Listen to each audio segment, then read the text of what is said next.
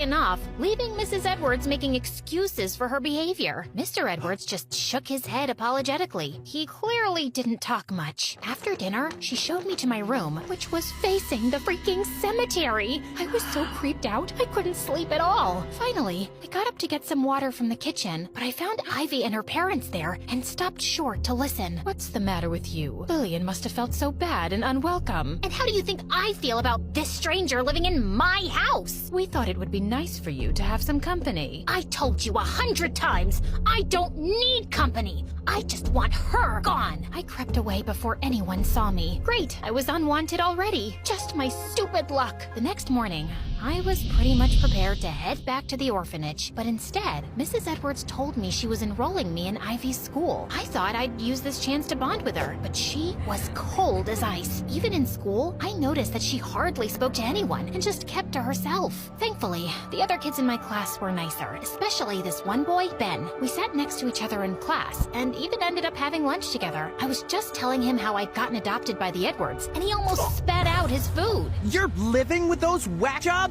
The Edwards owned all the town's major motels, but then guests started vanishing mysteriously. Their motels closed, and they left town for a couple of years and just recently came back. Rumor has it that Mrs. Edwards practiced witchcraft and sacrificed those missing guests for some ritual. That sounds completely ridiculous, and Mrs. Edwards seems like a perfectly nice woman. Maybe they're just rumors, but it's not hard to see that the Edwards are an odd bunch. Just be careful. I couldn't deny the facts. They were rather odd. For starters, I had no idea what Mr. Edwards did, and he never seemed to leave the house. Mrs. Edwards only went out at night for groceries or errands. When I asked her why, she made some excuse about hating crowds, and I figured that she wanted to avoid people since the Edwards weren't exactly well-liked in town. I wondered why they'd even moved back here. And there was that one room in the west wing of the motel that always had a huge padlock on it. One time, Mrs. Edwards caught me looking at it curiously, and she told me it was strictly out of bounds. It was clear from her face that questions weren't welcome,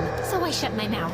One night, as I was studying late in my room, I heard someone talking in low voices outside. I peeked out a few seconds later to see Mrs. Edwards and Ivy walking down the hallway, and I couldn't stop myself from following them. They went up a spiral, narrow staircase to the rooftop, and as I watched them from a safe distance, they held hands and closed their eyes. Minutes after, Mrs. Edwards took out a huge flashlight from the bag she was carrying, and they started flashing it in a weird pattern. A chilly breeze made their nightgowns flail in the wind, and I couldn't help thinking that they kinda looked like witches. When they were done, Mrs. Edwards put down the flashlight, and the two hugged tight and cried. Do you think our message went through, Mom? I'm sure it did.